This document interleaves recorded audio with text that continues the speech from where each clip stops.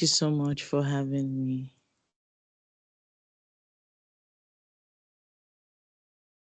Thank you very much. One more person. Let me see another person I have.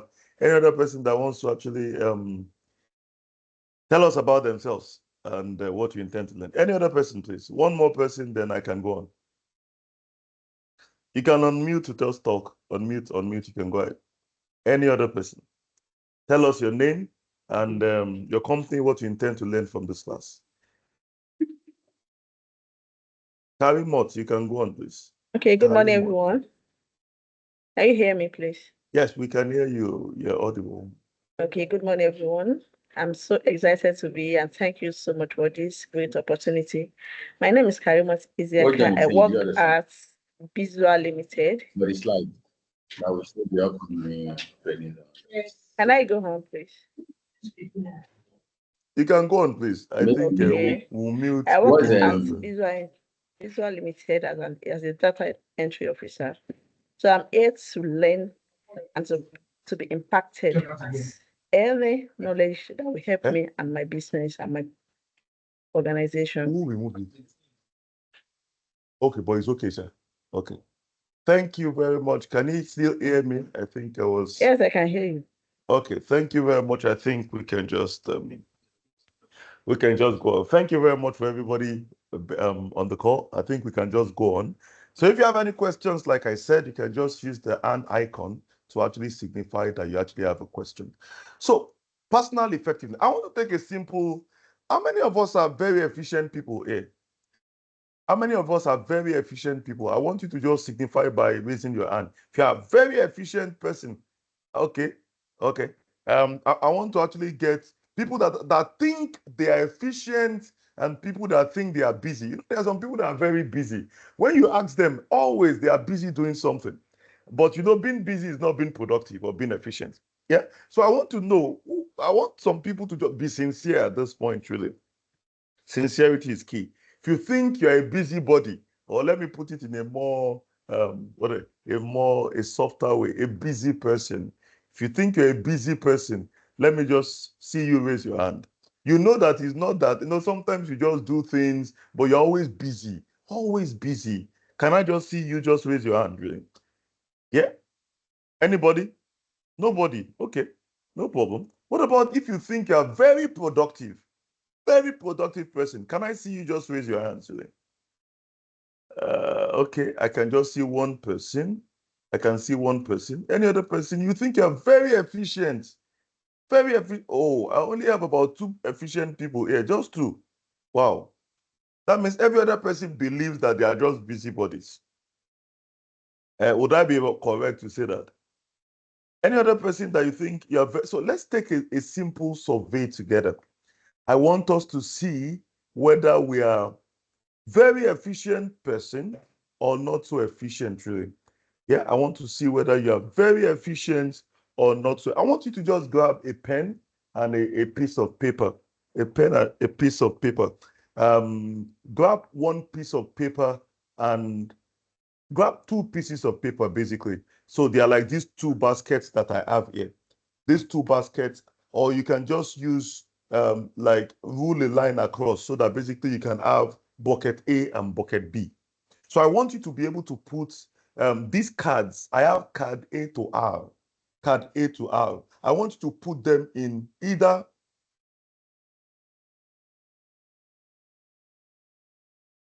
Hello, can you still hear me?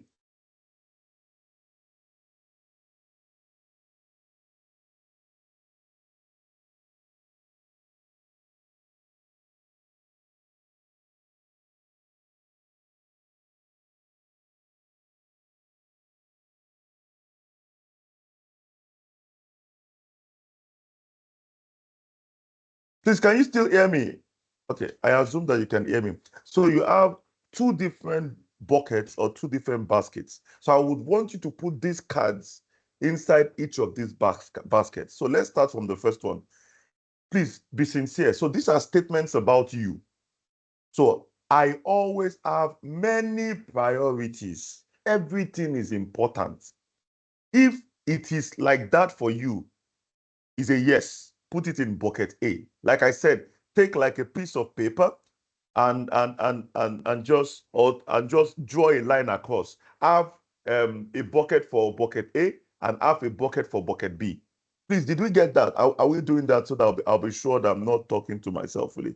So have we done that? A piece of paper, have a piece of paper and have bucket A and bucket B. And we are going to put each of these cards in either bucket A or bucket B. So can we just go?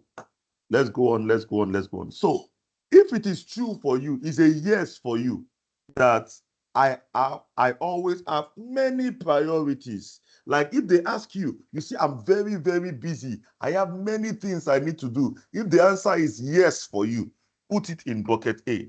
If the answer is no for you, put it in bucket B.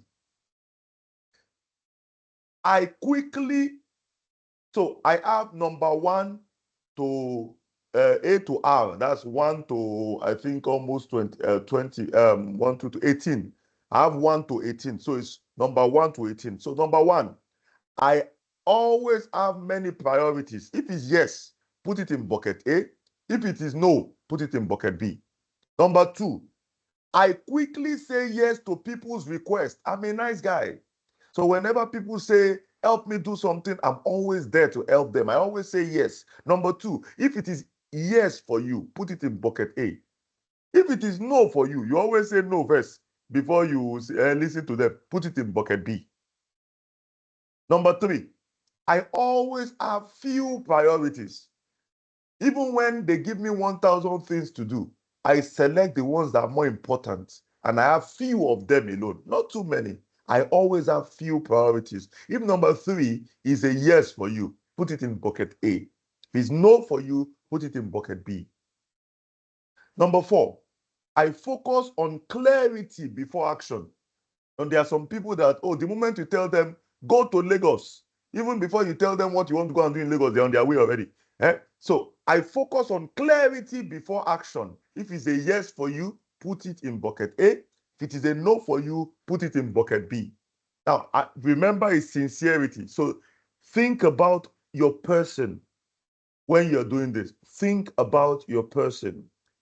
Number 5. I respond quickly to texts, whether it's WhatsApp text, whether it's short message, whether it's SMS, whether it's WhatsApp. The moment somebody sends me a message, I always pick my phone and respond to them immediately. If it's a yes, put it in bucket A. If it's a no, put it in bucket B.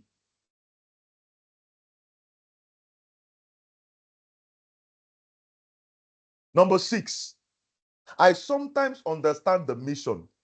I sometimes, not really all the time, I might not understand what they are saying, but I still follow. I sometimes understand the mission. If it is a yes for you, put it in bucket A. If it's a no for you, put it in bucket B. Number 7, I talk less and allow my results to do the talking. I talk less and allow my results to do the talking. If it is yes for you, put it in bucket A. If it's a no for you, put it in bucket B. I make out time for important things. That's number 8. Number 8, I make out time for important things. Number 8, I make out time for important things. If it's a yes for you, put it in bucket A. If it's a no for you, put it in bucket B. Number 9, I focus on action. I forget planning. I just focus on action. I'm an action person, very actionable. Number 9, if it is a yes for you, put it in bucket A. If it's a no for you, put it in bucket B. My doors are always wide open to all. Open door policy. My doors are always open to everybody. Number 10, if it's a yes for you, put it in bucket A. If it's a no for you, put it in bucket B. Number 11, I always take time when making key decisions. I don't rush. I always take time to make key decisions. If it's a yes for you, put it in bucket A. If it's a no for you, put it in bucket B. Number 12, I want my colleagues to be more effective. I always want effective people. So I always want to teach them to be more effective. If it is yes for you, or you are that kind of person that is less bothered, do your own, I do my own. Determine. I want my colleagues to be more effective. If it's a yes for you, put it in bucket A. If it's a no for you, put it in bucket B. Number 13. I have little time for relaxation. I always work. I rarely relax. I have little time for relaxation. If it's a yes for you, put it in bucket A. If it's a no for you, put it in bucket B. Number 14. I respond quickly to emails. The moment I see an email, I will leave all the work I'm doing and I'll go and respond to it. I respond quickly to emails. If it's a yes for you, put it in bucket A. If it's a no for you, put it in bucket B. I always take charge. The moment I get there and everybody is not doing what they should do, I take charge. I always take charge. If it's a yes for you, put it in bucket A. If it's a no for you, put it in bucket B. That's number 15. Then number 16. I understand the mission, meaning I always understand the mission before I do anything. If it's a yes for you, put it in bucket A. That's number 16. If it's a no for you, put it in bucket B. Number 17. I always talk about how busy I am. Be sincere. Like you always say, oh, I've not slept. I've been working. I've not even slept for days. If you always talk about how busy you are, put it in bucket A. And if you don't really do that, put it in bucket B. And number 18, the last one, I multitask. I can do 10 things at the same time. In my CV, it's even there. I'm a great multitasker. Put it in bucket A. If it's a no for you, put it in bucket B. Now, are we all done? I just want to be sure that we are done. Were we able to take this? Were we able to do that? I need to know. Hello? Were we able to do this? Now, if we're able to do this, we now want to see whether you're a busybody or a busy person, always busy, or a productive person. So let us see together. Let's see. Okay, David, you have a question. You can go ahead, please. Do you have a question or you're just saying, yes, you're done? If you have a question, you can unmute and talk. No, if not, I don't have a question. Okay. I don't have a question. I was only responding to your question that yes, we Okay. are following you. Okay, that's good. So now that we have done all this, next thing is now to now score it. I want to see whether you're a busybody. So all the ones that are question A, B, E, F, I, J, M. Remember, it is from A to R, which is 1 to 18. All the 1, 3, 5.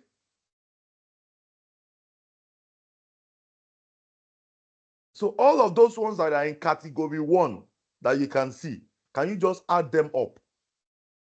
Add them up and tell me the ones that are in container 1 or container A and container B. Remember, I asked you to put them in 2 containers, container A and container B. So all the questions A, B, E, F, I, J, M, N, Q, R that are in category A or container A and container B, count them. All the ones that are in question C, D, G, H, K, L, O, P that are in category container A and container B, can you just count them when you are done so that we can know who is efficient and who is not efficient, who is a busybody and who is a productive person, who is always saying he's busy but not doing so much, and who is always doing something and achieving so much and not talking too much. So please, can we just go ahead and just call ourselves? Please, when you're done, let me know when you're done so that we can. There's a lot to do, so basically we need to make it fast. So all the questions A, B, E, F, I, J, M, N, Q, R. Put all the ones in container A, count them. All the ones in container B, count them. Then for the second category, all questions that are C, D, K, G, H, K, L, O, P. All the ones in container A, count them. All the ones in container B, count them. Please, are we done?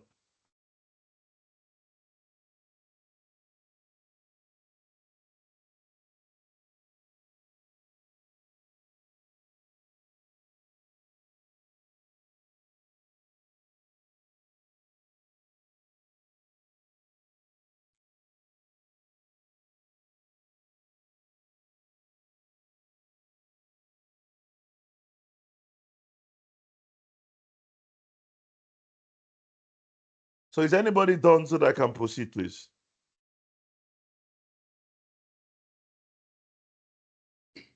Yes, please. Okay, so let's just go and now see our scoreboard. So for category A or category 1, there are questions A, B, E, F, I, J. If your count of container A is more than container B for the category A, you are most likely a busy person. Busy but not really achieving so much. If, however, your container B is more than container A, i.e. your count of B is more than count of A for category 1, you are likely to be a productive person. And for category 2, or which is the second Sorry, sir. category here, category C. Yeah, you were saying something? Please repeat that again, please. Okay. I said if your result for category 1 are those questions A, B, E, F, J, I, J, M, N, Q, R. If your count of A, meaning that you have more in container A than container B, you are more likely to be a busybody. If, however, your count of B is more than A in that category 1, then you are more likely to be a productive person. In category 2 are questions C, D, G, H, K, L, O, P. If your count of A is more than the count of B, you are more likely to be a productive person. If your count of B is, however, more than the count of A, you are more likely to be a busybody. So, having done this, I want you to come to a conclusion on which one you are more likely to be. It doesn't mean that that is who you are, but you are more likely to be. So, if you are more likely to be a busybody, can you just type busy person inside the I want to be sure that we are following. Just type busy. Just type busy person. If your own is productive, type productive. Can we just get some responses before I go on? If yours is busy, type busy after your conclusion. If yours is productive, type productive. Please, can I just see some answers? Or can I see some responses? A busy busy person. Type wonderful. If you're a productive person, type productive person. Yeah, so that yeah, please. Can I just get some more so that I'll be sure that basically we did this. Oh, okay. I think I'm getting more busy than productive. Oh. Okay, I think yeah, it's now a tie. It's a tie. It's a tie now. So I think we should go on. So okay, I think now I have more busy. Okay, so there are more busy people here than productive people. So that is why we are doing this class. That is the essence of this class. So the sincere truth is that even for me, the little poll that we just did, I think we have more busy people than productive people. So how do we transit from being a productive, busy person to being a productive person? I want you to watch this. Please tell me if you can hear the audio of this thing. Please, if you can hear the audio, I want you to just let me know. Can you hear the audio?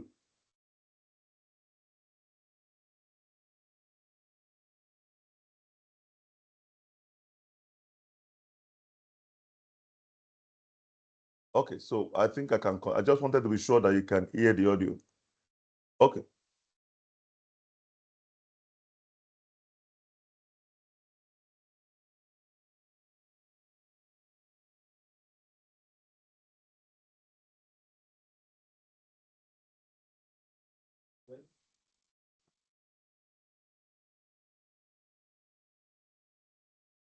Yes.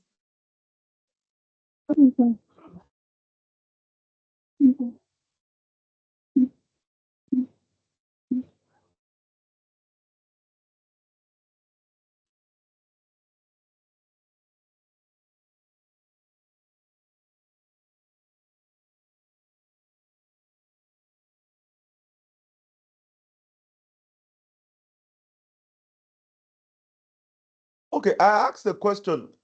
Are you able to hear the sound? No. Oh, okay. I did not see that. Okay, so let me also share my share sound. So I think I'm sharing sound now. So I'm going to start again. So confirm to me that you can hear the sound now. Hi, in this video, I want to talk about the differences between busy people and productive people. Now, you might be thinking If you that can hear the sound, you can just say yes now. Okay, that's good. So let me continue. Okay, the more so you work, the more productive you are. And that's actually not the case. How productive people think is that how can I get the most results with the least amount of work? Right? So let's go over the key differences. First of all, busy people prioritize their shallow tasks, such as emails, text messages, and social media. Productive people really prioritize their most important tasks, and these are tasks that will bring the most benefit to their career, personal life, or health. Busy people also give away their attention to anything. So they're easily distractible. And once they're distracted, they take away their attention and takes them a while to refocus. Productive people reserve their attention for important things. So they understand that, hey, I'm not going to just let my attention go for any reason. It has to be for a significant or important task. Busy people also like to multitask. So they think that by doing 3 to 4 things at once, they are actually doing more things or being more productive. Productive people, though, really understand that focusing on a single task is the best way to complete tasks. And you can focus on them sequentially versus all at once. So busy people also continuously do shallow tasks all day long. And these are the people that are checking their emails continuously, checking social media all day long, texting, and they really never get things done because they're really just focusing on their shallow tasks all day long. Productive people really find ways to batch all their shallow tasks maybe once or twice a day. So you're actually completing the same amount of shallow tasks that a busy person does, but in a fraction of the time. So busy people have lots of quote unquote good projects, and they think that every time a good opportunity comes up, they have to take it because it might be a once in a lifetime opportunity. Productive people, though, they really understand that there are exceptional projects, and those are the ones that they should be taking. So they screen projects very carefully and only accept the exceptional projects in their life. So this works to minimize the amount of projects that they're doing to ensure that they're completing all their projects. And lastly, busy people are always saying yes by default when asked to do any task or projects versus productive people, they really say no by default and then they'll get back to the other person later after they've reviewed all their current commitments. And also to see if that new project or task actually fits in with their current goals and mission. okay. So I've just played a little thing so that we can just get the difference between busy people and productive people.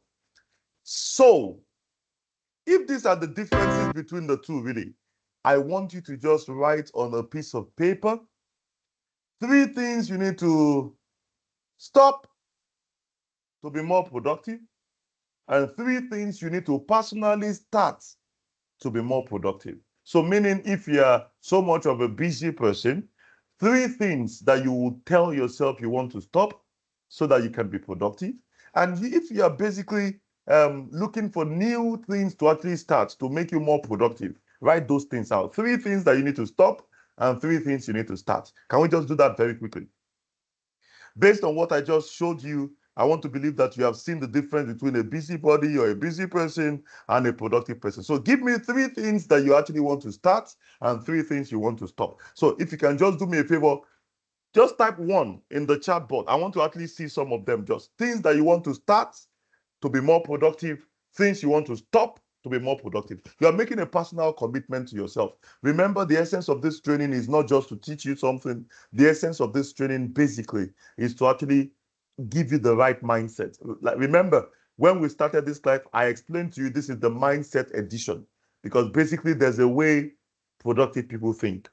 There's a particular way, and that is our focus. At the end of this class, you should have actually gained something on how you can become productive, changing your mindset. That's the essence of the class. So I want you to just type for me. even if it's one, you can actually write 3 things you want to start and 3 things you want to stop. But basically, I want you to just give me one thing that you want to start to be more productive and one thing you want to stop to be more productive. Can we just do that? Can you do me a favor to just type in that for me? Give me one you want to start to be more productive and one you want to stop to be more productive. Can you just type that in? I actually want to see some of them very quickly.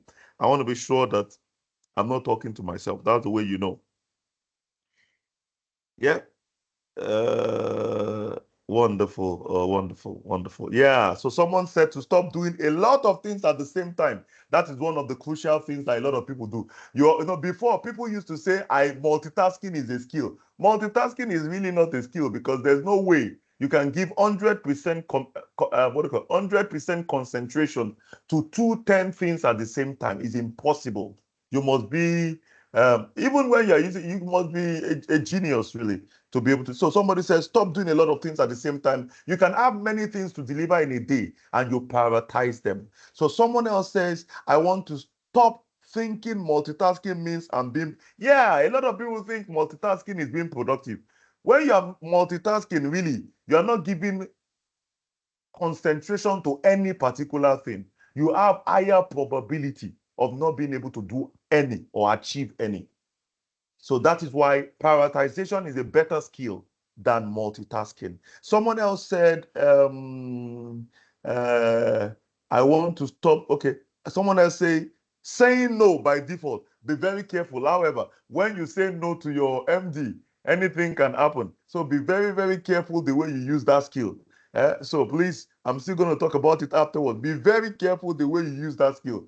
Yeah, not always saying no. Saying no, yeah, meaning don't be the yes man. They say, who wants to eat buganot? You. Yes. Who wants to play football? Yes. Don't say yes to everything before you actually think about it. Yeah. Please. Are we going to get this? Oh, sorry. Yeah, you're going to get, but I assume that you're not going to get it, but you're going to get, they will send it to you, really. So I've gotten some responses and they are good responses. So let's take it a step further. Now that we have been able to see some of those things that you have spoken about, I'm going to focus more in this class over the number of minutes that we actually have on more things that are on mindsets. But before we begin to talk about mindset, there are some mindsets that we have built over the years. Some of them we learned them unconsciously. For example, there are some people they are just used to biting their nails. And it has become an habit. The sincere truth is that you can't stop it. Many people tried, but they can't stop it. An habit. Or for example, some people are used to, say for example, when you get to the office in the morning or when you're leaving the office, you rearrange your table. It has become an habit. And some people are so used to, you know what, if I have many files on my table, it means I'm very productive. When they see many files on my table, it means I'm working very hard. There are some bad habits. And those bad habits, we need to eliminate them. And it is as if those things are actually mindset of the past. And you need to remove some of them. I'm just going to just identify some of them. Remember, this is actually just a snippet of our normal training. This is actually a normal 2 days training, but I'm actually just trying to do as much as I can within 2 hours. Yeah, bad behaviors. There are some bad behaviors. Number one, I want to talk about procrastination. Procrastination is one major enemy of many people. Procrastination is an obstacle that prevents you from doing what you want to do because you always tell yourself you will do it in the future. But the future is unguaranteed. You don't even know what will happen the next second. But you are actually planning the future when you can do the present. So it is a constant, is a constant pushing aside of tasks that you need to complete. Always thinking, you know what, I'll do it in 5 minutes. I know many times whenever we tell ourselves we'll do it in 5 minutes, then we go on Facebook. Then we say, oh, I just want to rest a little. Then you told yourself in 5 minutes you'll go back to it and you will discover that you are still on social media the next 1 hour. Procrastination. Procrastination. Always pushing it aside. How do I overcome it? Because for some people, it has become, hello? Please, can you still hear me?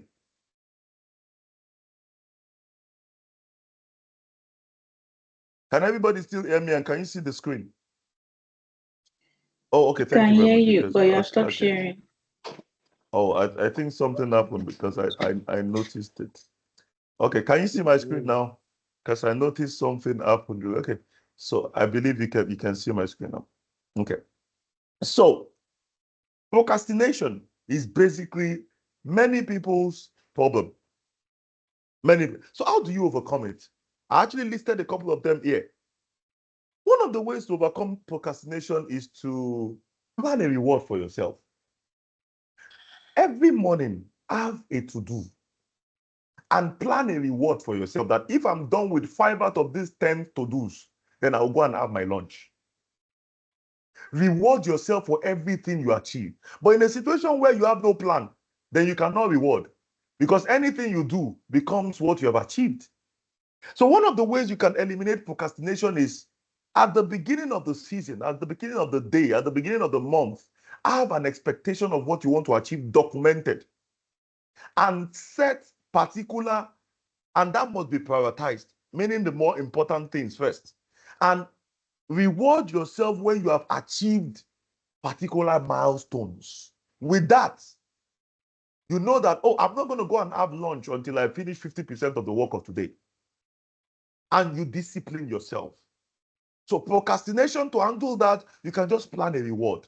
Plan a reward when you have, and when you have achieved it, give yourself that reward. Number 2, always give yourself the reason for doing it.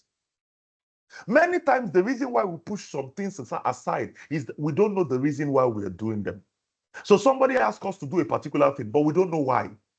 But if you have discovered that, oh, this particular thing, if I don't complete it today, salary will not be paid tomorrow. The sincere truth is that that is a reason enough to go and finish it. So you must give yourself a reason for doing what you want to do. So it will give you an impetus to actually go ahead and achieve it. It gives you a reason to actually go ahead and achieve it. Number 3, whenever you see an overwhelming task, sometimes the reason why we procrastinate is because the task looks too big. It looks gigantic and it's as if, when will I even finish it? Don't look at the whole thing. Break them into smaller bits. I've discovered one thing about any great task.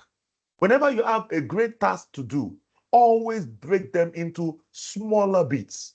And you will discover that all you just need to do is to take a chunk per time. So whenever you want to solve procrastination, don't see the whole project as one. See the task you have to achieve today. Because the moment you actually just carry the whole burden on your head for that day, the sincere truth is that there's no headway. But in a situation where you have broken the big chunk into smaller chunks, then you can go ahead and achieve what you want to achieve on a daily basis. I actually saw a video once of how they actually train the Navy SEALs in the US. And when the major was talking, the major actually said, every morning, whenever you join the training, all the prospective SEALs or Navy SEALs, the first task they have to do on a daily basis is to lay their bed. And the laying of the bed will be inspected by their superior officers. Whenever they don't lay the beds well, they will be punished. Serious punishment for a long time. And the question was, these guys are being trained to become specialists, real specialists when it comes to killing, fighting, and all that. And what they give them as the first task to achieve on a daily basis is laying their beds. And the major said, if you can achieve the small task, then you can achieve the big task. Meaning, if you break the task into smaller chunks, then you have a probability, higher probability of achieving the bigger things. To solve the problem of procrastination, break the task into smaller chunks and keep them organized. And when you keep them organized, you will discover that it gives you a positive mindset. If you have been able to achieve the small things, it moves you on. Have you ever discovered that when you achieve something, you want to do more? But when you actually feel that something, you are not really motivated to do. So it gives you a positive mindset to achieve more. So another thing you can do to solve procrastination is to always be saying positive things. What you say is what you become. So, for example, if you tell yourself you can't achieve it, you have a lower probability of achieving it. So, if you have told yourself already that you can't do that particular thing, don't worry, go and sleep. But basically, one of those things you can do with procrastination is that you always need to give yourself positivity. Avoid speaking negative things. Always tell yourself, I can do it. I will finish it by 2. I'll finish it by 2 p.m. I would have actually dissected it and be done. Tell yourself, the mind is very powerful. Have you ever discovered that there are some things when you were smaller? Say, for example, you were doing high jump and you told yourself, oh, this thing is too high. The sincere truth is that when you try to jump it, you will actually miss it. You will still fall. But basically, when you tell yourself you can achieve it, you can. For example, I used to know probably many years ago, the likes of Carl Lewis who actually do 100 meters in 11 seconds. And we have the opinion that that was the best. But now they are doing 100 meters in 9 seconds and 8 point something seconds. Why? Those guys actually told themselves they could do far better than Carl Lewis. And now they are doing far better. So to challenge and win over procrastination, tell yourself positive things, and you will discover that basically that thing moves you towards where you're going to. Another thing is that, you know what? Stop thinking too much. Just go ahead and start doing it. Don't think about the stress. Don't think too much. Many times, the reason why we procrastinate is that we are thinking too much. We are thinking, how will I start? What will I do? When will I do it? Can you just start? Can you stop thinking and just start after you have a plan? Just go ahead and start. When you start, you will discover that you start having headway. So you see, many people actually put themselves under this procrastination because there's a comfort zone they are hiding under. For example, some people just don't have the spine. Some people are fearing, oh, if I do it, you know what? They can actually come and embarrass me. You know what? To challenge procrastination, go ahead and do it. Get a spine, just act. And you will discover that the moment you are already doing it, it will be easier to achieve it. So procrastination is one of those negative things you actually want to deal with. It's one thing that unconsciously they've built into many of us as Africans. Unconsciously. For example, we always go back to whenever we go for any major footballing competition, they always tell us we are going back to drawing board. Every time. We're always going back to drawing board. Why? Because whenever we go, we don't go past a particular limit. And we always go back to drawing board. But the reason why we always go back to drawing board is that we don't do the right things when we're supposed to do them. And one of those right things is procrastination. When we should start, we begin to push it. We'll do it tomorrow. We'll do it next tomorrow. We'll do it next week. We'll do it next year. Then it never gets done. So that is one of those things that we need to do. So I just want to get some comments about procrastination from anybody. Anybody wants to say something? You want to say something about procrastination? Is there any other way you think you can actually deal with procrastination? Or you want to just corroborate anything I've said about how to deal with collaboration? Anybody, please. I just want to get a comment to be sure that I'm not talking to myself. I really need to be sure I'm not talking to myself. Glory, you can go ahead, please. I think you have your hands raised. Yes, sir. Thank you so much, sir, for really touching on this procrastination issue. I think it might be a theme for me too.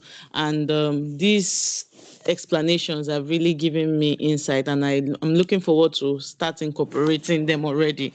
And truth is that this positive mindset you said always works. I will give myself that. I always put it to play. And whenever I do that, I find that clarity will just set in when you just Mm. start out. So one thing I have to look into to totally avoid and in turn begin to eradicate procrastination from my checklist, like you explained, is by not seeing the whole target as something very huge. So I can begin by breaking them into smaller chunks, and with setting smaller, targets, daily targets to achieve a long-term goal. In line, you end up having, accumulation of that which you were supposed to do, but just wanting to get everything done or trying to figure out how to do everything done, the time might just go by and you have not been able to even achieve anything. So it really resonates with me, and I'm really grateful for that. Thank you so Okay, so much. thank you very much. Let's go to the second one that I think is another negative attitude: distraction and time wasters. Distractions. This one is the new one. Some 25 years ago, it wasn't like that. When Facebook was not on everybody's phone and Instagram was not on everybody's phone, it wasn't a problem like this then. People come to office to work. But now, your phone can actually distract you and you do nothing in the office. Distraction and time wasters. That's another negative attitude. That's another negative habit. For example, that social media we go to, do you know if you have actually been doing something for about 6 to 9 minutes? And this is research. You have been working and you have been doing it for about 6 to 9 minutes, about 10 minutes. If you actually get distracted, say for example, something came into your Instagram and you went to Instagram to go and respond, or to go and look at that picture, or to go and look at that dress, or to go and look at what that lady said, or to go and look at what Davido is doing, or to go and look at where Davido was yesterday, you require about 4 to 5 minutes to come back. When I mean come back, to recover back, meaning that if I've been working for about 10 minutes, and I want to get back to that level of understanding, that the level I was when I was working, that level of intuition that was on, I require 50% of the time that I have been working on it to get back to that level. Meaning that if I've actually been working for 10 minutes and every 1 minute I go and check social media and I come back, I need another 5 minutes to get back to that level of intuition back. Meaning that 1 minute that I spent on social media plus another 5 minutes, which is about 6 minutes. That means I work for about 9 minutes to 10 minutes and I will take about 6 minutes to actually come back. So meaning that effectively, I am spending more on those things that are not productive, while the things that are productive are suffering. You know why? Because it is not even the number of minutes you spend on social media alone. What I'm talking about is the number of minutes it takes you to recover. So if you spend 20 minutes on social media, it's not just that 20 minutes. It's also that you require some number of minutes to rebuild. It's like you are closing an application and opening another application. That's the way your brain works. So many people's brain works like just the same way you are opening Excel, then you are opening PowerPoint, then you are opening Word. No, the way it works on Excel, you can just do Alt Tab and you go back to another sheet. So that's not the way it works in our brain. For you to get back to the level of intuition you were on, you require about 50% of that time again. So it's not even the time you are spending on social media, it's also the time to recover. So whenever you actually distract yourself every 5 minutes, the sincere truth is that you will get nothing done. You most likely reduce the level of efficiency you will find yourself performing at. So what do you need to do to actually ensure that you save this? Because you need to save up time. All of those noise of emails, WhatsApps, one of those things you need to do is basically to turn them down. Meaning, for example, whenever you get notification, go and put off that notification bell on your phone. That's the distraction. When you know you want to be focused on something, can you just put your phone on silent? If you know that you want to work between 9 and 12, work between 9 and 12. When it is between 12 and 1, put on your phone, respond to any message, respond to any social media. Give yourself 1 hour to go and play it off. But whenever you are actually breaking it every 5 minutes, you will achieve nothing. So some of the ways to reduce this distraction is number one, turn your phone calls into emails. Rather than actually, so you can just tell them, and whenever they are trying to chat you up, you can just put an auto notification there. Kindly send it by mail.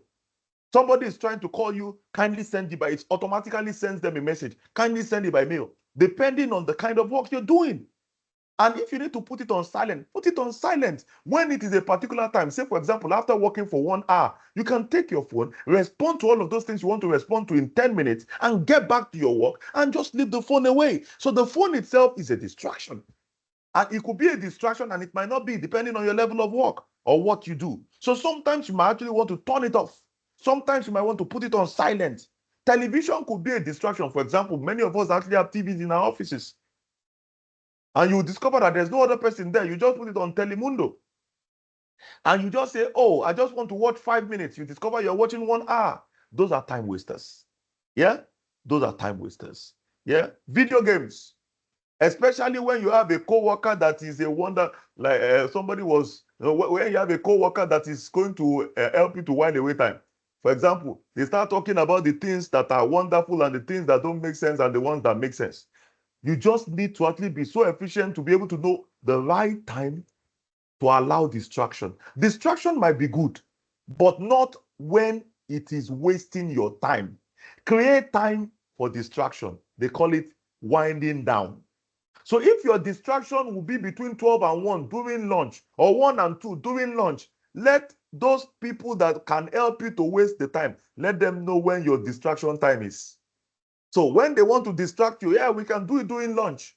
We can do 20 minutes and let's talk. And we can do that even on social media. But you know that you're actually going to do what? 8 hours correct work, 1 hour, go and wind it off. And basically you'll get more efficiency. So another thing that could actually slow you down is also using multiple tools. Too many tools. It could also become a distraction. So use the ones that are far better. So basically, distraction and time wasters are one of those habits. Yeah, wonderful. Somebody said I'll start by having a to-do list. I think I said that too, please. So have a to-do list. Please don't allow distraction, because it's not even about the number of minutes that you are distracted for. Have you ever discovered that when you finish chatting with your friends and you have been doing something that is very, very brain tasking, when you get back, it's as if you are starting far back from the scratch. You will now start thinking about it. That, how did I get here? You will now need more time to boot. Please, segregate time for time wasting. Yeah? Don't put it when you're actually doing productive things. So that is another way you can actually eliminate that negative attitude that they call time distraction. Another time wasting thing is saying yes at all times. I'm going to talk about it even more, even as we go on. Saying yes, you might think saying yes to everything everybody says makes you a good person. There's something that they say, the boy is good, the boy is good. That niceness, it is effectively saying you are a time waster. That thing that, oh, you want everybody to say, I'm the good boy, I'm the good man, I'm the nice man. But the sincere truth is that nice people might not really get to where they are going to. Because if they have given their time to everybody, then there's no time to achieve what you have prioritized to achieve. So you need sometimes to understand what your plan is. You are doing yourself a great disservice by saying yes to everybody. Because what you want to achieve, if only you have no plan. If you have no plan, everybody's plan is your plan. An old man once was going somewhere, and there was a younger man also going somewhere. Also, the old man was at an intersection, was at a crossroad, at intersection, a crossroad, normal road. And the boy was going. And when he saw the old man, he asked him, where does this road lead to? And the old man asked him, where are you going to? And the boy said, I don't know. And the old man told the boy, he said, then you can go. Since you don't know where you are going to, anywhere is your way. So effectively, you have no plan, you have no destination. And you have no destination, everybody's plan can be your plan. At that point in time, you might not achieve anything at the end of the day. So sometimes saying yes means you have no plan, you have nothing to achieve, and everybody's plan is your plan. So by saying no doesn't mean you are being disrespectful. There are some ways you can say no. For example, even to your boss. There's a way you say no without saying no. So don't go to your boss and say, I am busy, I can't do what you gave to me now. That one might be disrespectful. But basically, you could just present it before the same person that gave you and say, oh, thank you very much for the task. But I want you to just look at this. I plan doing X, Y, Z. Would you prefer that I do this new one you are giving to me first? I'm also still saying a no. I'm saying a no that, oh, basically, I want to do 1, 2, 3 before I come to your own. And let that boss or that your MD determine which one is more important. And when people discover that you are not a yes man, you will discover that they will appreciate your time. They will respect your time. But in a situation where you don't have any plan every day, nobody will respect your time. So don't go and just keep saying no. When they say come and do this, you say no. That's not what this thing means. When you are saying no, you must say no diplomatically, depending on your environment. So whenever you are going to say this, remember, some of these things that causes saying yes is because you are not decisive. You are being indecisive. You don't know what to do. You don't know how to do it. Indecision will make people give you anything to do. Yeah?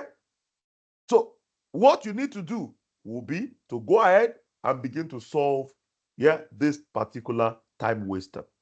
A yes man, the sincere truth is that people might say they like you.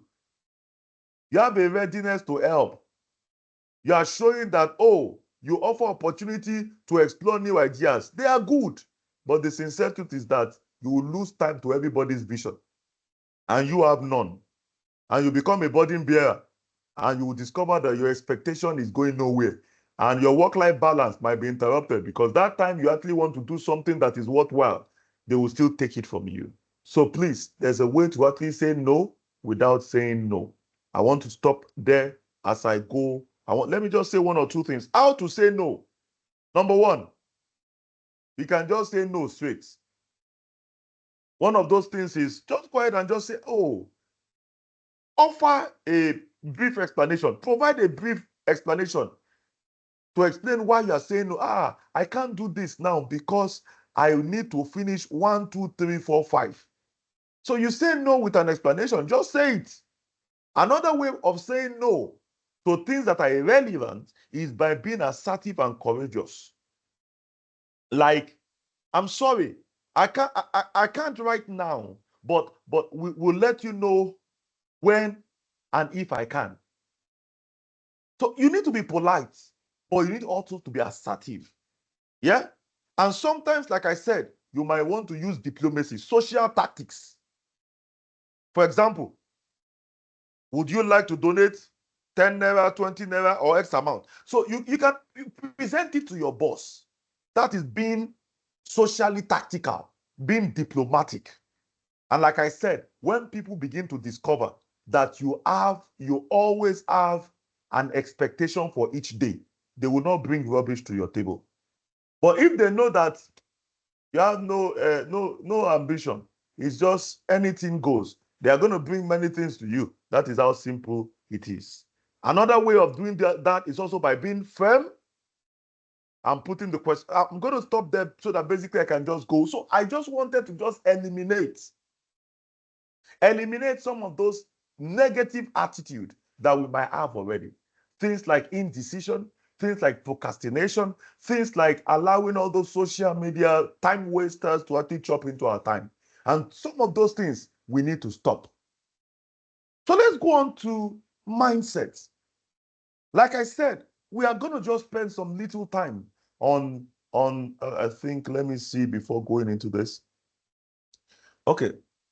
We're going to spend some little time on mindset because whether you are productive or a busybody is a mindset thing.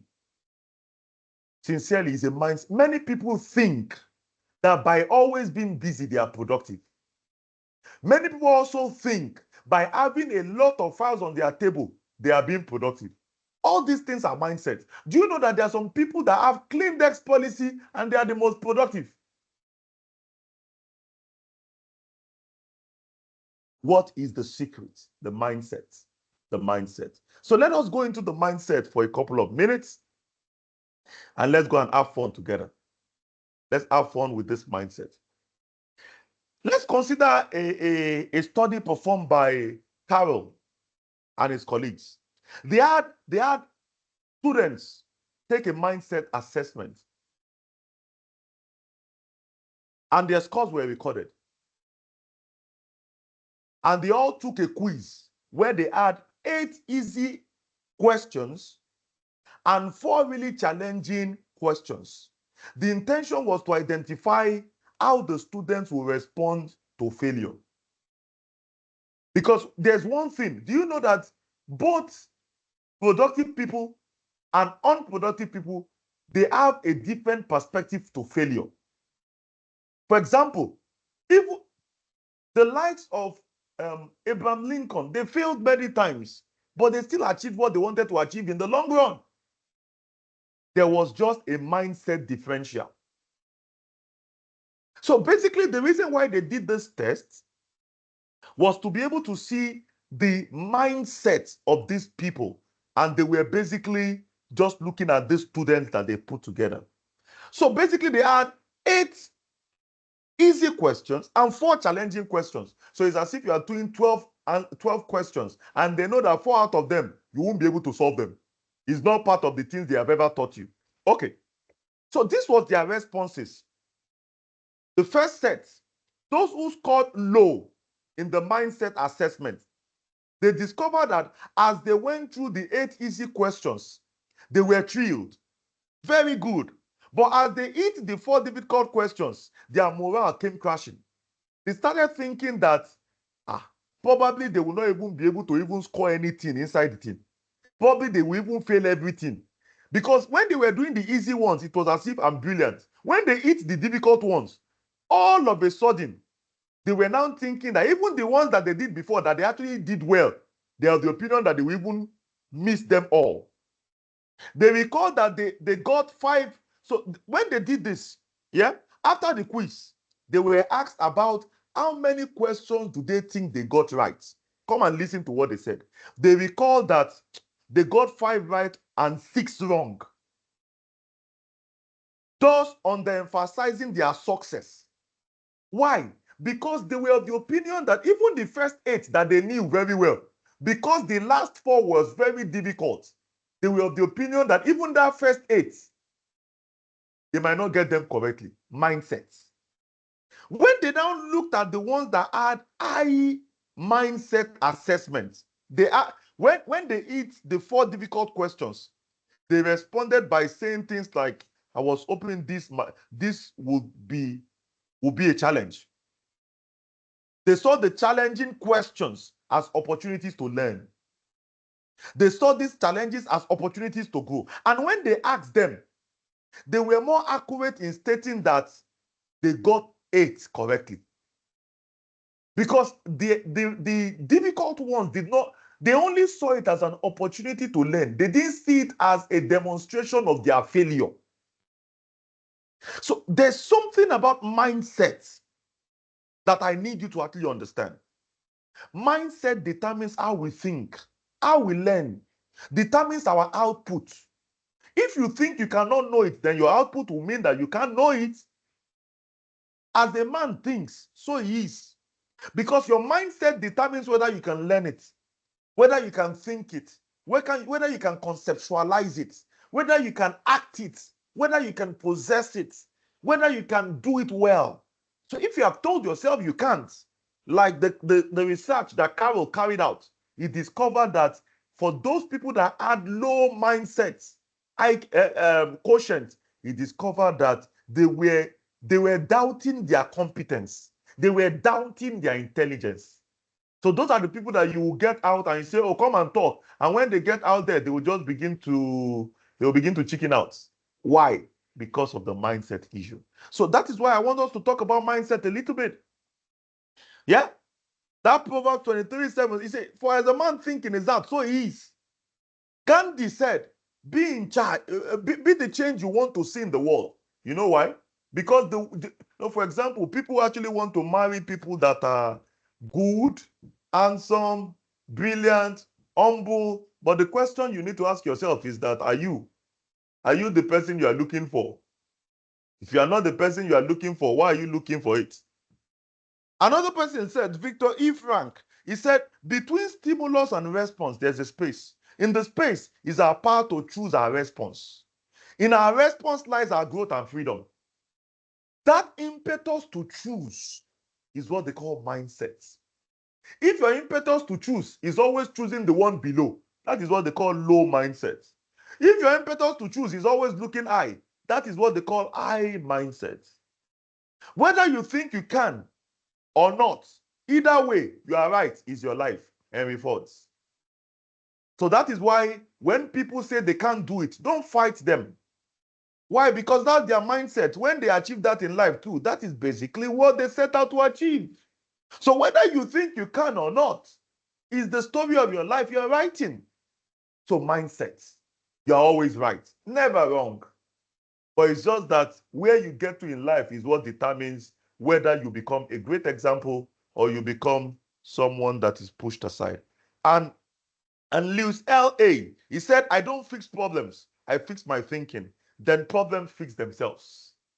And that is why I want to talk about mindset for the number of minutes that we actually have. Yeah? Okay, I'm not going to get us to do this particular one really because of our time really. Yeah? Mindset are beliefs about yourself and your most basic qualities. How do you think about yourself? Your personality. Who do you think you are? Your talents, your intelligence, your thoughts, your viewpoints, your imaginations. Those are your mindsets. So when I say, yeah, what's your mindset? I'm looking at how you think. I'm looking at how you view yourself. Some of us, we view ourselves very small. Some of us, we view ourselves that, oh, we can't be, some people view that they can't be correct. They always think that somebody has to correct them in life. Some people think they can't be right. And some people always think that they are always right. Mindsets. For example, you will discover that Trump, when he was going to drop his B2 bomber. Okay. I think if you're not saying anything yet and you're just coming in, you can just mute so that we can all Mute, shut mute. Yes, now look at it. It's your name, it's not it.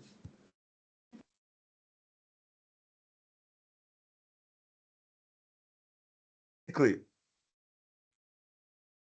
Okay, I believe you can hear me. So basically, as I was saying, is the way you see yourself. Now, I'm going to just show you this.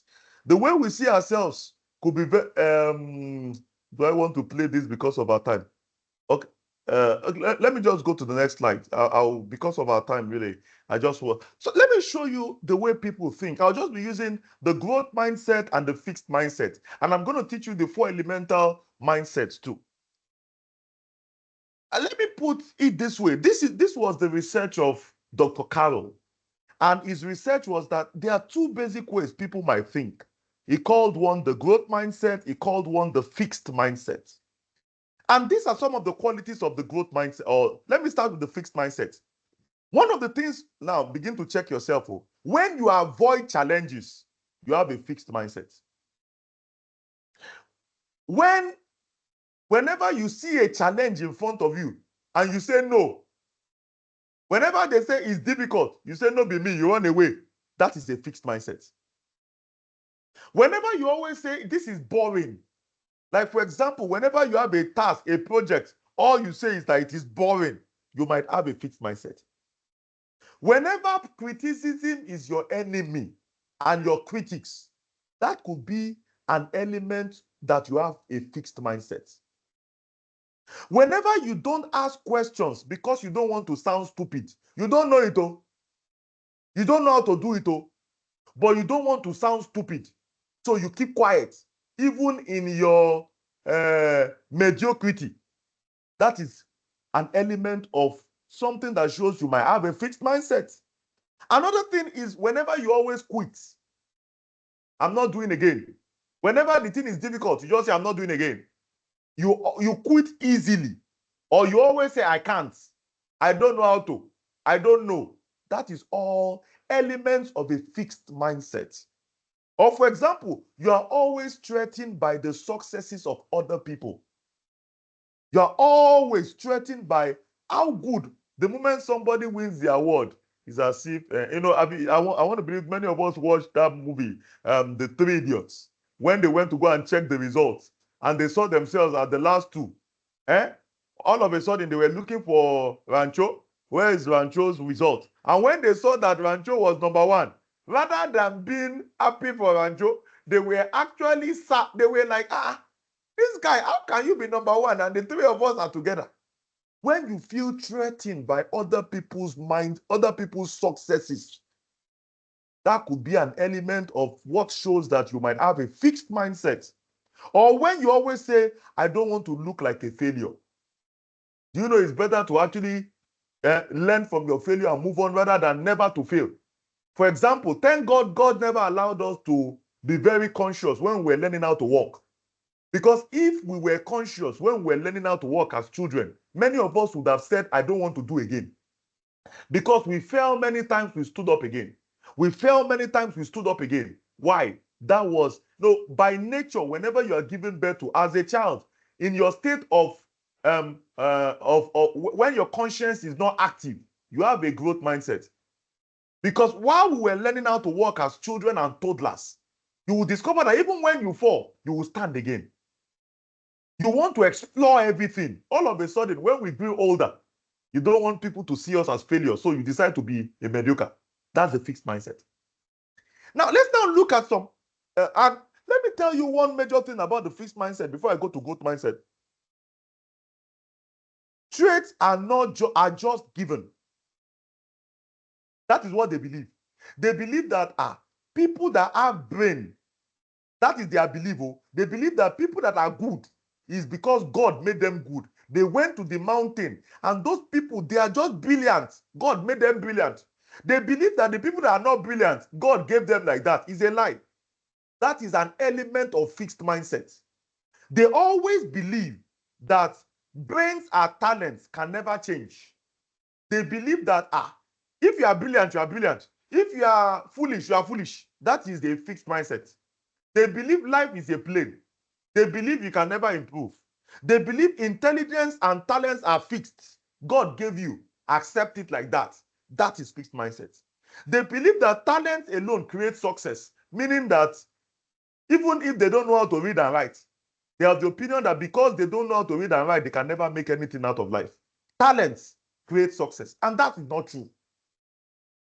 They focus on talents more than efforts. They have the opinion that since they don't have the brain, they don't need to do the work again. That is fixed mindset. Where this takes them to is the same place where they are. Failure is one of the output of a fixed mindset. But basically, let's continue so that you can see the output. But let's talk about growth mindset. Now, before I leave fixed mindset, now I don't want to embarrass anybody, but do me a favor. If you know that some of the elements of this fixed mindset, you have some of them, put that one that you think that you have, type it in here. I want to be sure that I'm not talking to myself. If you any of the elements I spoke about for fixed mindset that you know, be sincere. Just type it in the comment box. Now, this is what they call accountability. So you are being accountable to yourself. Remember, you can't lie to yourself. So type in some of those things I said, are part of the characteristics of fixed mindset. Can anybody help me type any one of them here? Don't worry, I will try to. Okay. Somebody said, I don't want to look like a failure. Okay, yeah. Many people don't want to look like a failure, so they keep short. They don't say anything. Any other person, you know that there are some things that I just spoke about, and you know that you have some of them, some of those traits. Yes, many people don't want to look like a failure, so they shut up. They just keep quiet. They begin to watch. I won't lie to you. That is an attribute of the fixed mindset. Any other person, please? Any other thoughts? Please, can you just type it in there for me? Oh yeah, type. I want to see two or thereabout before I move. Any other person, just type in. This is how I know that I've started talking to myself. When I begin to see that I cannot get responses, then I begin to think I need to begin to round up, because it means that I might have started talking to myself, and there's nobody on the chat any longer. Okay, so I think you are telling me I should assume that. Okay, so let me continue because of our time. So basically, so somebody said, I always believe failure is, let me see that again.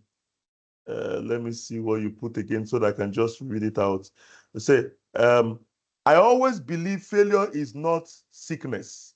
Okay, failure is not a sickness. I don't want to ask questions to look stupid. Yeah, I think many people are like that, really. Everybody doesn't want to look stupid.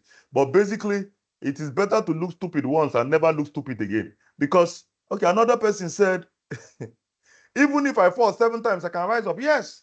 If you have never fallen, you don't know, you don't even know whether you are sitting down or you are standing. It is somebody that is standing that can tell you that he has fallen before. So many times, whenever you think you are standing, you might actually be sleeping. So basically, it is somebody that is rising or that's falling that can tell you that. Okay, so let's talk about growth mindset a little bit. The growth mindset is that mindset that is always thinking, I can improve, I can learn. Yeah, I don't know it today, but give me the opportunity and I can do it. Yes, I can see that it's challenging, but can you just give me 2 days? Let me go and read it up. There are those people that are inspired by other people's successes. Oh, my very close friend, oh, is now the CBN president, CBN chairman, or the CBN governor. Oh, yes. That doesn't mean you are a failure. You're not a failure. We have different paths in life. Your other people's successes are supposed to inspire you to do greater things. They are not supposed to actually be the thing that will make you go down.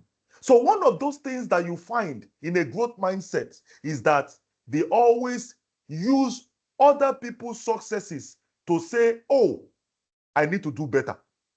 So they are not their enemies. They are basically inspiration to them. They always believe that I can learn everything. There's nothing I can't learn.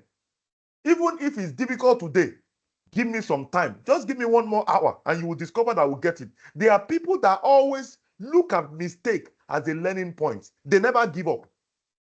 They challenge themselves. They continue trying. They never give up. Come to think about it, I discovered that the people that are doing well in business in Nigeria, they are people that never give up. For example, Dangote enter sugar, enter cement, is the one producing Pojo now. The Pojo car is the same person. Is doing car. Is also the same person that has the biggest refinery in Africa. What do you think he has? It's the growth mindset. They told him he couldn't do it really. Even the government is fighting against him now. But what you discover is that he never gave up. He continued trying. When the government is saying too many bad things, he put it out for everybody to see and do Dangote versus government, meaning people versus government. Growth mindset. Never giving up. One of those things you will know about the growth mindset is that they are of the opinion that all things, all qualities can be developed. There's nothing you brought from heaven. Now, in the olden days, we used to actually have a theory they call the great man theory. The great man theory is the theory that believes that leaders are born and not made. That is what brought about monarchy. They believe that great leaders are born, meaning that if you are given birth to by the king, you're already a great man. Whether you're a stupid guy or not, you're a great man. That is a fixed mindset. But with the growth mindset, they are of the opinion that all qualities can be developed. Meaning, what makes a great man is development. So, they believe. Okay, so if you're not saying anything or you just came in, just do me a favor, you can just mute, please, so that we can all hear ourselves very well. Yeah. So, okay, thank you. So, okay, so all qualities can be developed. That's the growth mindset. The growth mindset focuses on efforts than talents. Have you discovered that what makes efficiency is not talent? I know many of us don't watch football. I don't watch it too much, but I like successful people. So Messi, because I am successful. I want to be more successful. Messi and Ronaldo, the way they feel to me, one looks as if God gave him talent to be a dribbler. The other one looks to me like somebody that developed himself to that level. So it is like talent versus effort. So effort is Ronaldo. Talent is Messi. Now, however, Messi is also working too. I've heard of different things about Ronaldo. I think somebody said he went to his house to go and greet him once. And what Ronaldo asked them to go and do as fun is to go to gym, to go and gym. Have you ever seen gym as fun? So that guy developed himself to the extent that he focuses on efforts rather than how the attributes that God gave him. The growth mindset is always thinking about efforts. What can I do to be better? Yes, you know you don't know it at that point in time, but you are thinking of what will I do? They spend more time in passionate learning and practice. They dedicate themselves to success. Though they know that brain and talent are important, but they believe it's only the starting point. You develop yourself. That is the growth mindset. For example, this is the way, and you will be able to see where you fall now. Fixed mindset will think, I will stick to what I know alone. I know how to use calculator. I will stick to calculator. So for example, when I go to some places, they have like an Excel sheet that they want to do calculation, and they will be using calculator. And the thing is like very long. Then you will use calculator, press calculator for the whole of the day. It is like the people that will say, I will stick to what I know alone. When you can just write a simple Excel function and you will drag it down and you are done in 1 minute, you will now spend the whole 8 hours using calculator. Is that not a waste of time? So the fixed mindset people is always, I will stick to what I know alone. That's the way they desire. That's their desire. I beg, don't stress me. But you see, the growth mindset will always say, I will take risk. I will learn new things. I can do better. That is the growth mindset. Another, when you look at the skill of a fixed mindset person, they have the opinion that nothing will change. What I know is what I know. What I don't know. Nothing will change. It's fine the way it is. I know how to do the calculation on paper.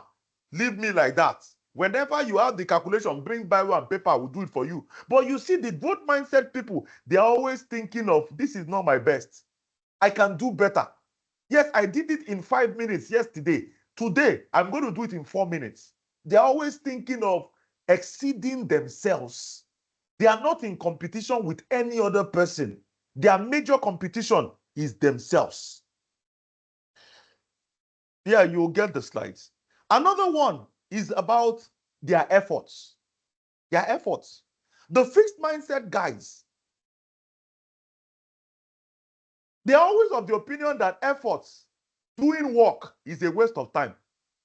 They're always of the opinion that, I beg, I don't want to, this one, you are just stressing me. You are just using my energy. Everything is a stress for them. That is a fixed mindset person.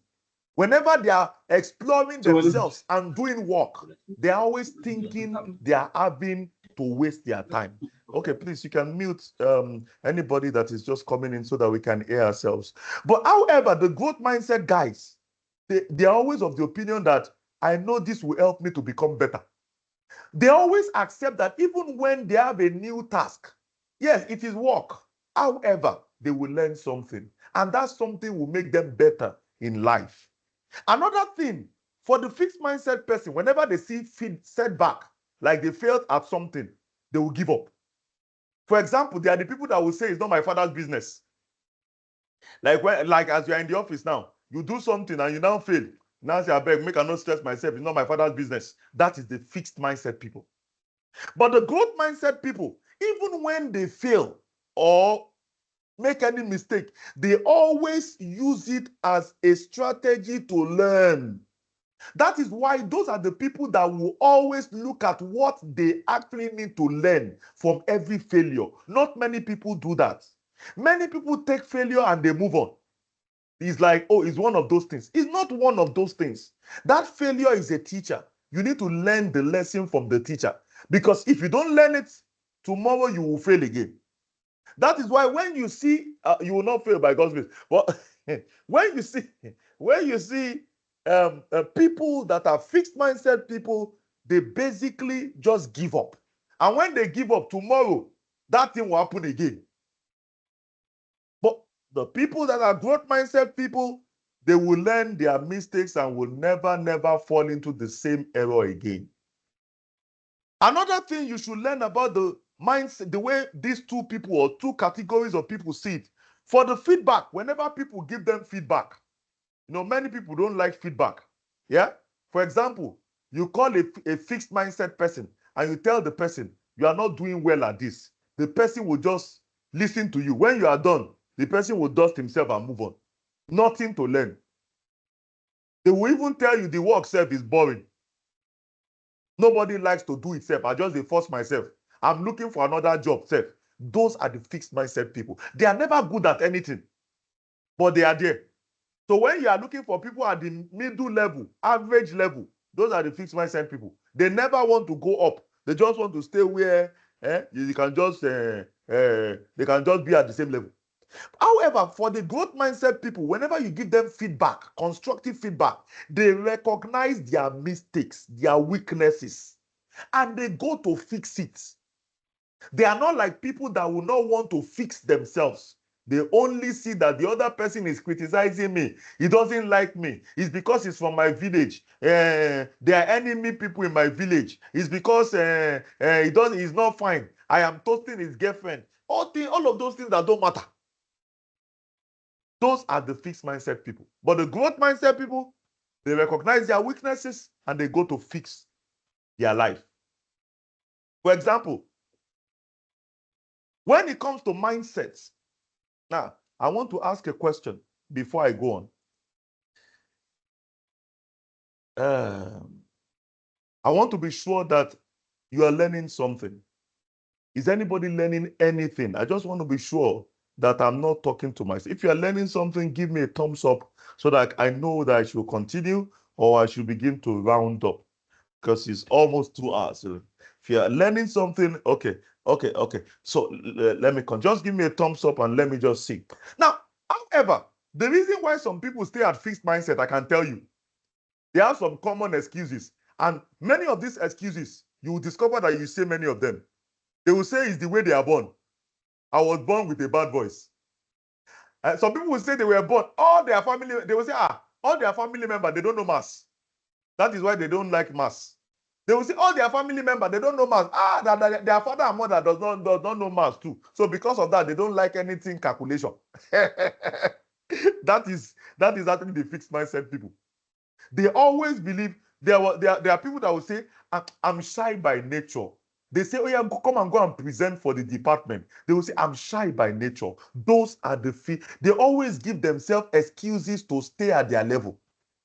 They always they will say, I have a short attention span. That is the way it is in their family. Like everybody in their family, all of those, they will begin to blame genetics. Let me tell you the sincere truth. There's no genetics that says that you can't know maths. It's a lie. There's no genetical condition. It has not been established yet. Only if you want to establish your own. There's no genetical condition that says the brain we carry is a copy and paste from our parents. It's a lie. So don't blame genetics again.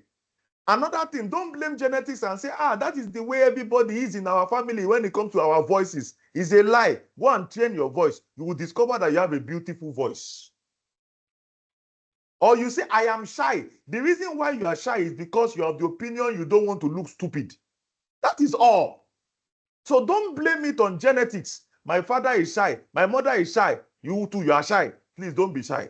Yeah? Don't blame your failure on genetics.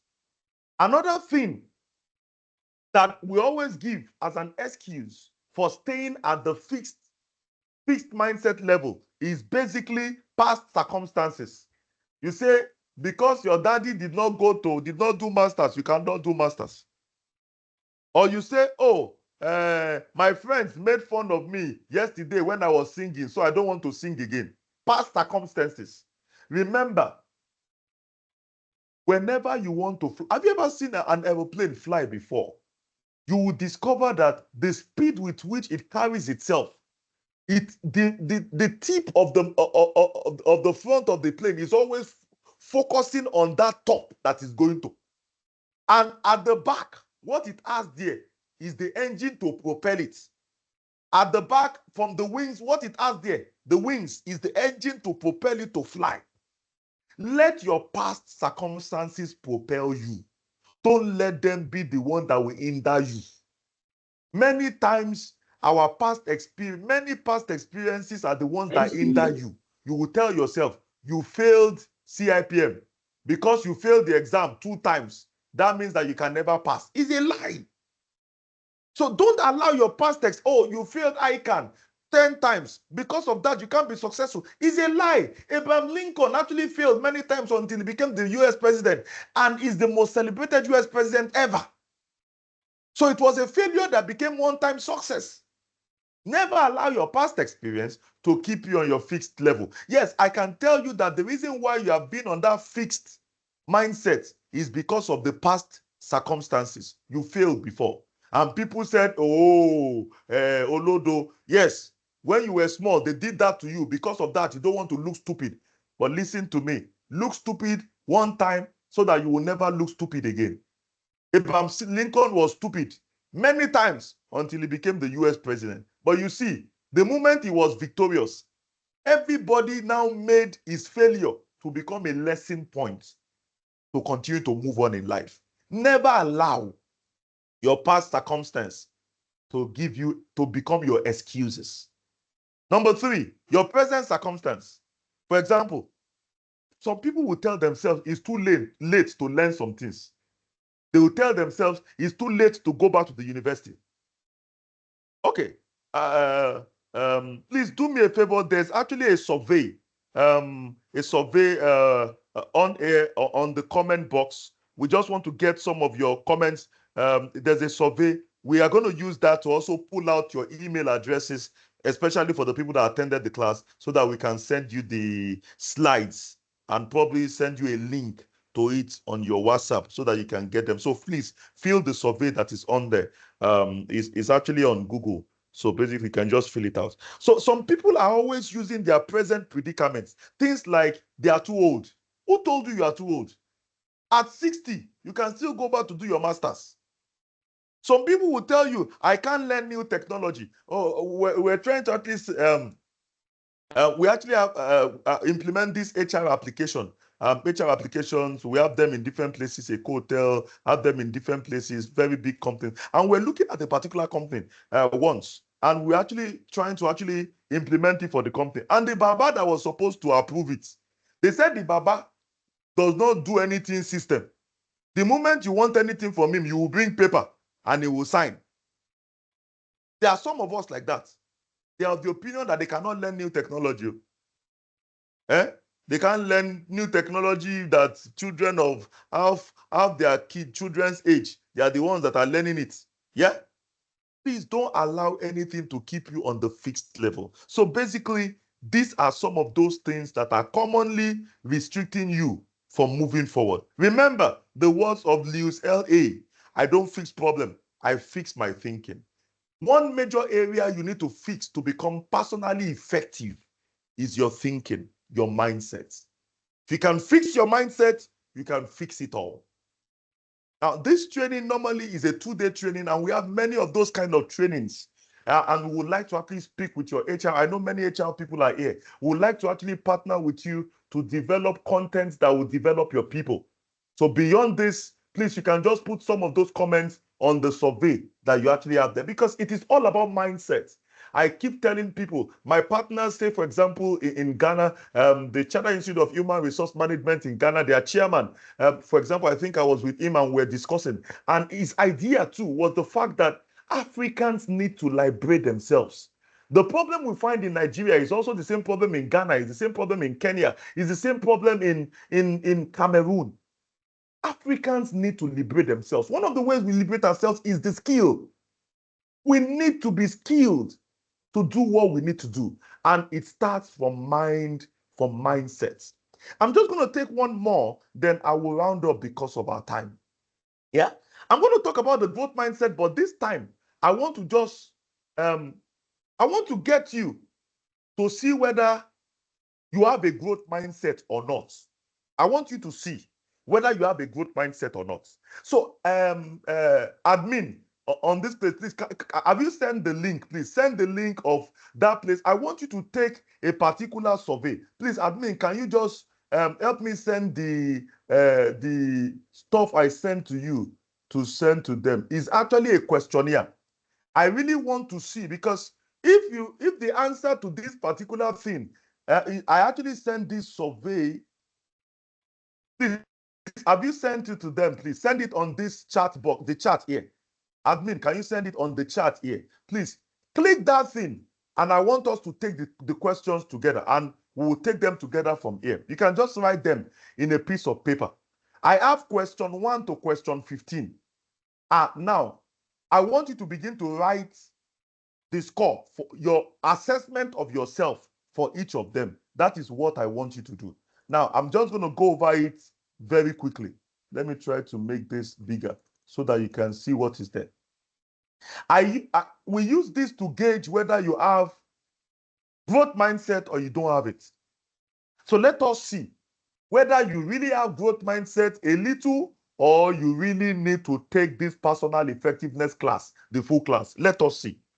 Now, all I want you to do in your paper is to write number 1 to number 16. Just write number 1 to number 16. Number 1 to number 16. Number 1 to number 16. Please, can you just help me? Please, are we together? I need to be sure that I'm not talking to myself. I can just write number 1 to number 16. As I say it, you will not just begin to write what you score or what your thoughts. So you can actually take you don't need to open that thing. We can use this one together that is on the screen. Just write number 1 to number 16. Are we together? Number 1 to number 16. Number 1, I have a certain amount of intelligence, and I can't really do much to change it. God just gave me like that. And I think I have tried. I just have a certain level of intelligence, and I can't do anything about it. God gave me like that. And you have accepted it. Now God give me like. If it is strongly agree, put 0. If it is agree, 1. If it's mostly agree, 2. If it is mostly disagree, 3. If it is disagree, 4. If it is strongly disagree, 5.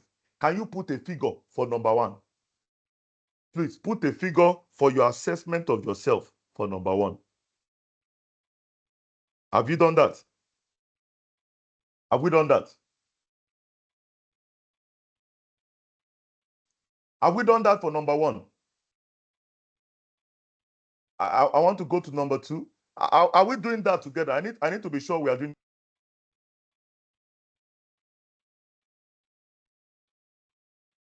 Yes.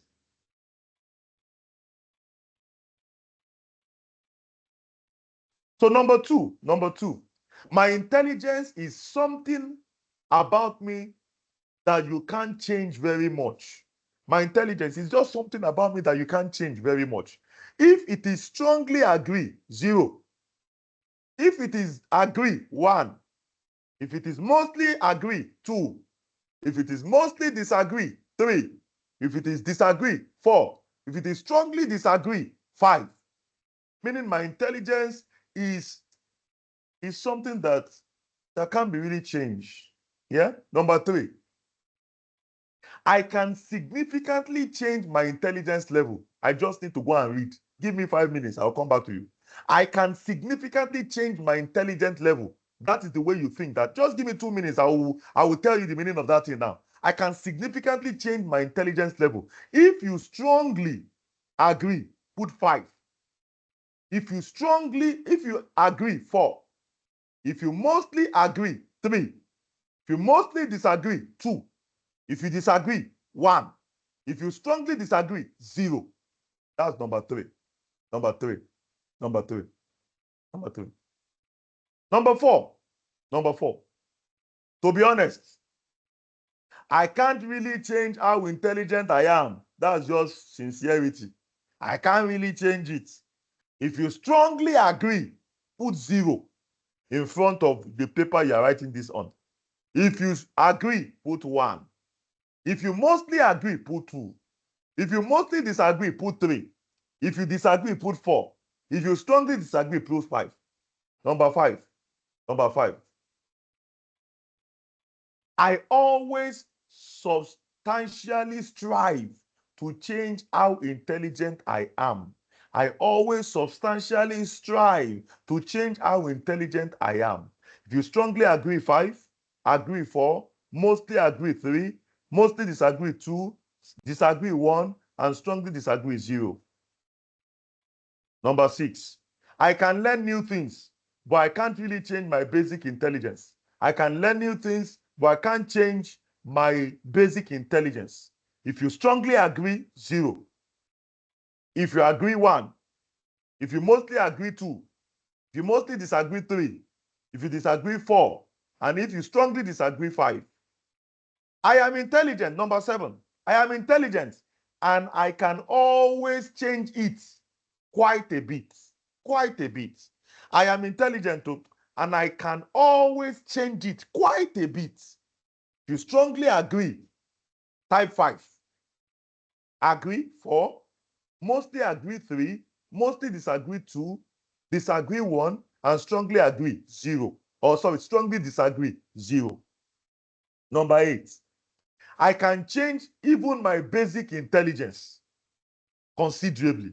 I can change even my basic intelligence level considerably. If you strongly agree, 5. If you agree, 4. If you mostly agree, 3. If you disagree, mostly disagree, 2. If you disagree, 1.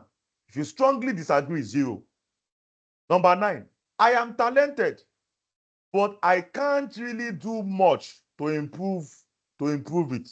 Like I am good, but I can't really do much to improve it. If you strongly agree, 0. If you agree, 1. If you mostly agree, 2. If you mostly disagree, 3. If you disagree, 4. If you strongly disagree, 5. Number 10. My talent in some areas is something about me that I cannot change very much. My talent in some areas is something about me that I cannot change very much. If you strongly, that's number 10. If you strongly agree, 0. If you agree, 1. If you mostly agree, 2. If you mostly disagree, 3. If you disagree, 4. If you mostly disagree, 5. That's number 10. Number 10. Number 10. Number 11. No matter who you are, you cannot significantly change your level of talent. This is your belief. If this is your belief, no matter who you are, is the way God gave you. You cannot significantly change your level of talent. If you strongly agree, 5.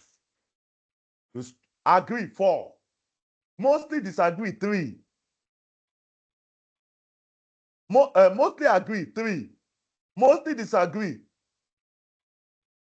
I think I'm on number 11. 2. If you disagree, 1. And strongly disagree, 0. 0. That is for number 11. Number 12. To be honest, I can't really change how much talent I have. Now, so God put them when it comes to that talent. Eh? If you strongly agree, 0. Agree, 1. Mostly agree, 2. Mostly disagree, 3. Disagree, 4. Strongly disagree. You can now put, oh, okay, you said I read 11 wrongly. So let me go back to 11. Number 11, I said, no matter who you are, you can, I'm sorry. Number 11 is no matter who you are, you can significantly change your level of talent. You can, not can't. You can, not can't, please. You can. Thank you very much, please. So number 12, to be honest, I can't really change how much talent I have. Strongly agree, 0. Agree, 1. Mostly agree, 2. Mostly disagree, 3. Disagree, 4. And strongly disagree, 5. Number 13. I can always substantially change. I can always substantially change how much talent I have. I can always substantially change how much talent I have. Yeah, because you're talking about yourself here. Strongly agree 5. Agree 4. Mostly agree 3. Then mostly disagree. Mostly disagree 2. Disagree 1. And the last one, strongly disagree 0. Strongly disagree 0. Number 14. Number 14. Number 14. I can learn new things, but you can't really change my basic level of talent. I can learn new things, so I'm open to it. But you can't really change my basic level of talent. Strongly agree 0. Agree 1. Mostly agree 2. Mostly disagree 3. Disagree 4. And the last one, strongly disagree 5.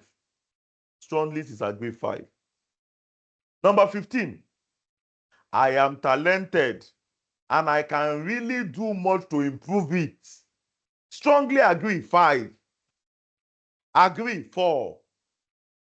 Mostly agree 3. Mostly disagree 2. Disagree 1. Strongly disagree 0. And the last, another list, I can change even my basic level of talent considerably. Strongly agree 5. Agree 4. Mostly agree 3. Mostly disagree 2. Disagree 1. And strongly disagree 0. Please, I want you to add all your scores together. And please type and let me just see very quickly what your score was. I just want to see your score. Your score. I want you to write it down too, so that when I begin to talk my English, we will know where you fall. Please, can you do that for us very quickly? Okay. Okay, please. Any other? Just type it, type it, type it. We have more than 70 people here, so I want to see considerable numbers. Please type, type, type, type. Let us see, let us see.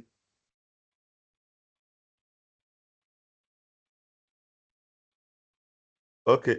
Are we typing?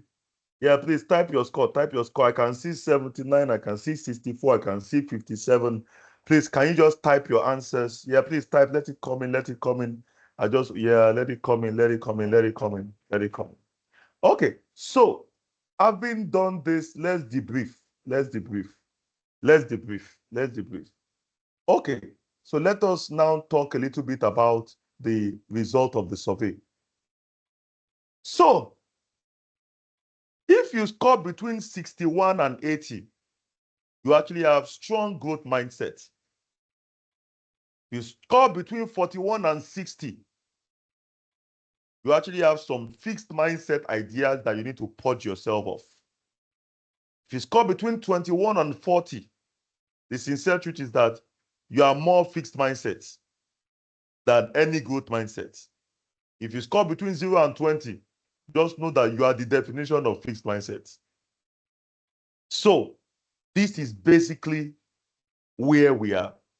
So between as you go higher, as you go on to 80, you are closer to having a good fixed mindset.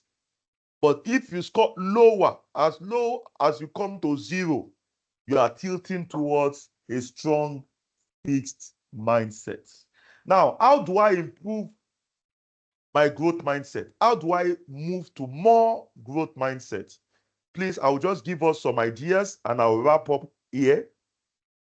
Number 1, you need to change your beliefs. Oh, even before I start talking, let me ask us. Now before I begin to give you some suggestions, here now I have people that's called 60 something, 70 something, 50 something. I have different kinds of people here. Now, the question is, How do I grow growth mindsets? How do I grow growth mindset? I'm asking us now. I just want one or two people to just tell me, how do you think I can grow growth mindset? Because growth mindset is what will actually improve you. How do I grow a growth mindset? Anybody wants to help me? How do I grow a growth mindset? Now, I want you to talk now. Please, can I see hands up? I need to hear from you. Yeah, somebody at 45. How do I grow a growth mindset? Um, Somebody said, I have a mindset. Please, how do I want somebody to raise their hand so that they can talk to me or talk to us. I have a mindset of not giving up. That's good. So how do I grow a growth mindset? I want somebody to just help us. Please, I want one or two people, just one. Let's start with one. I want one or two people to help us. Okay, somebody said continuous learning and being realistic. That is good. Continuous learning and being realistic. Any other person? How do I grow a growth mindset? Before I give you a couple of those things you can do. Just one more from somebody. How do I grow a growth mindset?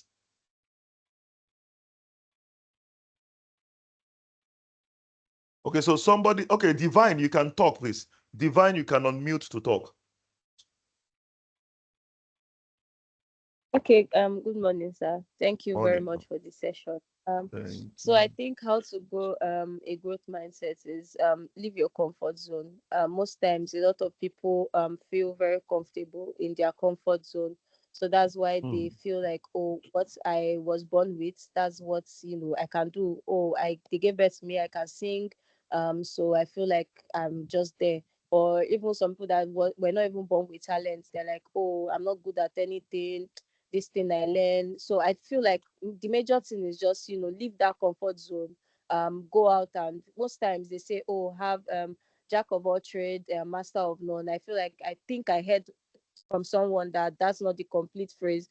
So most times it's good to, go out and try new things, try your hands on different things and see, where your landing is, and then you can grow on that. Thank you very much. I appreciate it. I saw many comments here. Somebody put being consistent at what you do, embrace failure as a means of growth, always ask questions when not sure, by setting priorities, continuous learning. Thank you very much. Wonderful ideas. But let us just go on because of our time. So I have a couple here in addition to what you said. Change your beliefs. Unlearn things you know and be open to learning more. There are some things you need to unlearn. They told you can never achieve it. They told you people from your village, they don't know maths. You need to go and unlearn that one and just know that you can learn anything. Acknowledge your imperfections, however. Know the level where you are.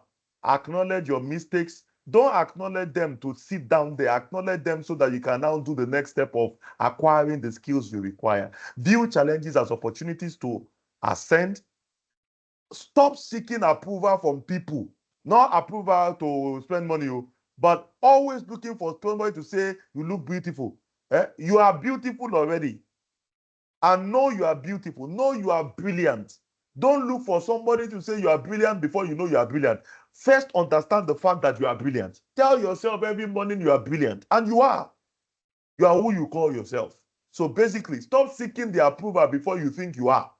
Another one is cultivate a sense of purpose. Know where you are going to. Emphasize growth over speed. I know that the way many of us would like it is that, I just want to go from 1 trillion.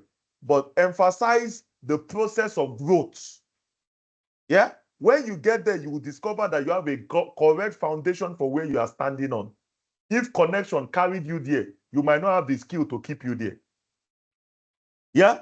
Yeah. Stop looking for validation from people. Yes, that is the approval. Stop looking for it. Emphasize growth over speed. Celebrate growth with others. Whenever you see somebody has eat it, don't go and begin to say is your enemy. Who is she? Is the MD's brother. That is why. Celebrate them.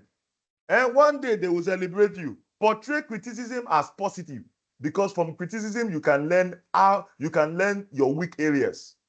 Don't see your critics as your enemy. They are not your enemy.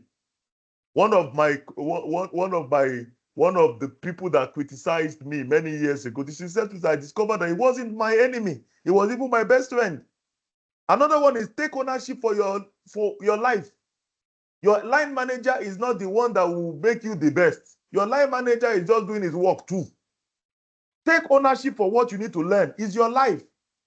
Another one is learn from your mistakes. Please put effort before talent. The mere fact that somebody looks talented does not mean you cannot be far better. Effort is what will make you triumph. Another one is reflect regularly so that basically you can actually know where you need to actually, your lapses are. Learn to use the word yet rather than I don't know. Say I don't know yet. Or rather than saying I cannot. Put yet so that you have not put a full stop. You have only put a comma. There's always a place to go higher. Prioritize success when setting your goals. Yeah, success will motivate you. Abolish negativity. Remember, we spoke about it before. Positivity. Surround yourself with people that can help you. I'm actually rushing this because I need to wrap up now in this class. So I have a couple of other things I would have loved us to do, but I actually, let me just use this one. Okay, let me use this one to close it up. Lastly, so I want you to actually help me rewrite these words, because now I believe you are learning growth mindset. Your current mindset, assuming, is saying, I'm not good at this. How would a growth mindset person say it? I'm not good at this. Well, how would a growth mindset person say it? Somebody wants to help me. I want you to help me rewrite it. How would a growth mindset person say it? Anybody wants to help me? I'm not good at this. How would a growth mindset person say it? Or I give up. How would a growth mindset person say it? This is too hard. How would a growth mindset person say it? Wonderful, wonderful, wonderful, wonderful. Alexa. Thank you very much. Okay. Wonderful. I think I want to wrap up here because of our time. Thank you very much for joining this free podcast. Please help us. Please, admin, can you just put that chat? What do you call it? Can you just put that survey link again? Please, would like you to just fill in this survey. In each of our companies, would actually want to be your training partner. So please, we would like to actually show you what we have done. We have actually done some, for many of our companies, some need assessment that we think we actually would like to share with you. If you are the HR manager, if you are the HR director, we would like to just have a meeting with you to share with you how we can help you out. So as many people, we also have some personal effectiveness training and some training coming up. We would like you to actually join. Thank you very much. And I would like to say from GODP, thank you. Hope you have had fun as we have had fun. I just want to hear one or two things from anybody that wants to say something about the training. So you have the floor. One or two people, you can just say your final words, even as we round up. Sorry, this class is 10 to 12 and it's just some minutes after 12. Thank you very much. So anybody wants to say something about the class, you can just go ahead, please. Please, you have the floor. You can unmute and just talk. Hello.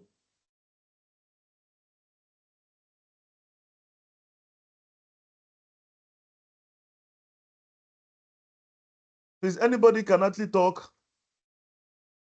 Final words from anybody. Final words from anybody. Yeah, hello. Please, you can go ahead, please. You can go ahead. Yeah, Mr. Shem. Okay, thank you very much. I know this is actually my first time of being part of this program, but I think it's really excellent. I've been able to drive a lot of. I was trying, just as we are giving the lecture, I was trying to draw my equation on how to be able to resolve some of these personality traits and weaknesses. It's though the human factor is so strong that sometimes even when you try to do what can help you move forward, there are some internal factors that will be dragging you backward. I think it's a fight that is very necessary, especially when we want to get to the next level. I truly want to appreciate you for this. From the survey, I saw that there are other models also that will be taking. I've actually filled. So I would like to be part of this arrangement subsequently. I truly appreciate you. You were detailed enough, and it appears that you also have a measure of psychology, because for you to be able to understand the human trait to this level, for you to be able to persist things in this way, it means you've been in this field for a very long time. Thank you very much. I truly appreciate it. Thank you very much. I want to believe you've had fun. Please fill the survey so that they can get your emails to send you the slides. Thank you very much. Have a lovely, lovely, lovely, lovely day. Yeah, it's a raining day, so please have a lovely raining day. Yeah. Okay. Bye bye. Bye bye. Bye bye. Yeah. Please fill the survey so that they can send you the slides, please. Okay. Thank you. Bye bye.